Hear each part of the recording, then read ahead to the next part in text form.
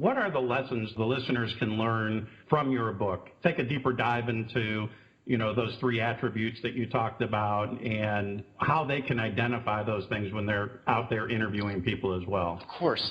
So again, I think that the biggest takeaway from the book is that, yes, there's a repeatable process you can use to find high-performing hunter salespeople. The key is to, again, go after the key three characteristics that differentiate these folks. And, of course, to review them, number one, the first one is what we call the need for achievement. And when we're talking about need for achievement, we're talking about the person who wants to do well just for the sake of doing well. So the person who's high in need for achievement just naturally wants to set the bar high. They want to jump over that. Then they want to set it even higher again the next time. So they're constantly focused on producing excellence just for the sake of excellence. And that's the first piece, and it's a critical piece, because so many sales managers will tell us when we first meet with them, we're really looking for somebody that's got a mortgage, couple car payments, kids in school, things of that nature, these external pressures that are motivating them. And in that same discussion, the sales manager will say, I've got this guy, I've seen him sell before, I know he has what it takes, but for some reason, his performance is all of a sudden just plateauing. Quarter after quarter after quarter. We can't figure out why that is. Well, again, in the book, we call those folks the flatliners. They just keep turning in the same performance. And there's a psychological reason for that. Because, of course, when people have those external factors motivating them, things like, again, the mortgage, car payments, things like that, yes, it's sort of like having a gun to somebody's head. They will do what it takes to satisfy those criteria. But once those things are now relieved and those pressures are gone, now that person kind of knows what they need to kind of phone in quarter after quarter to maintain their level of production. Whereas someone who's high in need for achievement will continue to excel. They'll continue to produce. Money's still important to them, but they look at money the same way that, say, a great athlete looks at points on the scoreboard. It's how they show how well they've done rather than their goal in and of itself, if you will. So that's the first piece, need for achievement. The second piece is competitiveness. And the competitive salesperson we find really wants to do two things. Number one, they want to be the best among their peers.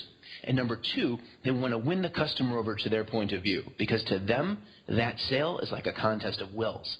And then the third piece we find is optimism. And that's the salesperson's sense of certainty that they will succeed, as well as their resiliency to hang in there when they face the inevitable rejection that a salesperson faces.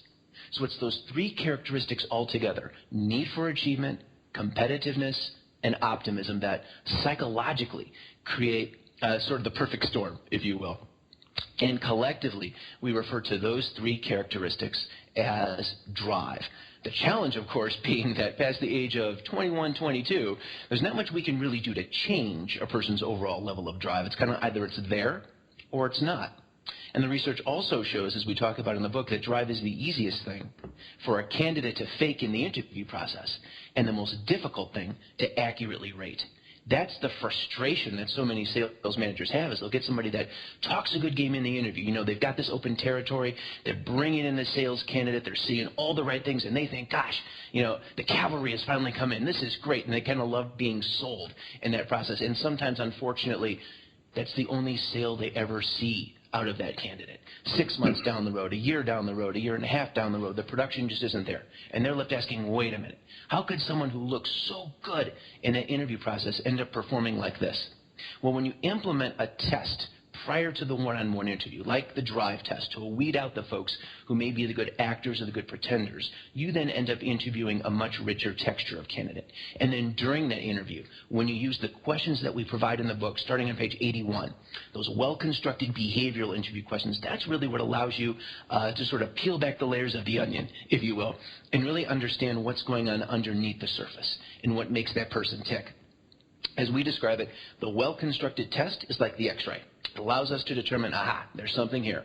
Then the well-constructed behavioral interview is like the CAT scan. That's where we really dig down deep and understand, again, what's going on underneath the surface, if you will. So it's about combining those two things. That's, I think, the biggest takeaway of the book is, yes, there's a process to do this, and here's how you do it, step by step by step. Now, when you look at this and with your research, what percentage of people, you said at the age of 21 they stop, either you have it or you don't. So what percentage of candidates do you find actually have drive? That's a great question. So we'll frequently get the question, what percentage of the population, if you will, has drive? Looking at the research that we've done, of the tens of thousands of tests that we've gone through, we found that, of that group, we found it's a little bit around 20% of that population, if you will, maybe a little bit less.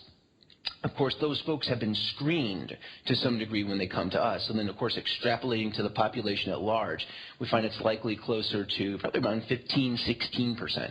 So then it's all about implementing a process to make sure that you're consistently sourcing people who are high in drive and making sure that you're, again, increasing the chances that you're going to get those folks for yourself, if you will, that small slice of the population.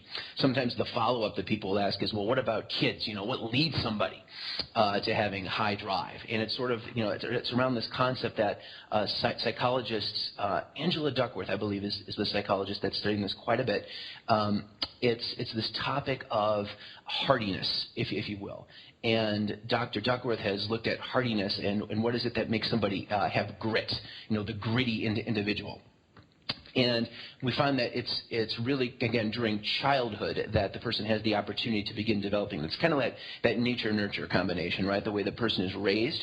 We find that when the child is raised with accountability, they're held accountable for their behavior, one way or another, whether it's participation in sports, whether it's they're being held accountable for their grades, whether it's they're watching their younger brothers and sisters, things of that nature. When you have that on one side, on the nurture side, combined with that natural internal tendency, what psychologists call conscientiousness. That person who, again, think of the kid in school who has to get an A, if you will. When you combine those two things together, the nature and nurture, that's when, again, by the age of 20, 21, 22, that characteristic is relatively solidified, if you will. And then, of course, adding competitiveness and optimism at the same time through experience not only growing up, but also through kind of natural hardwiring.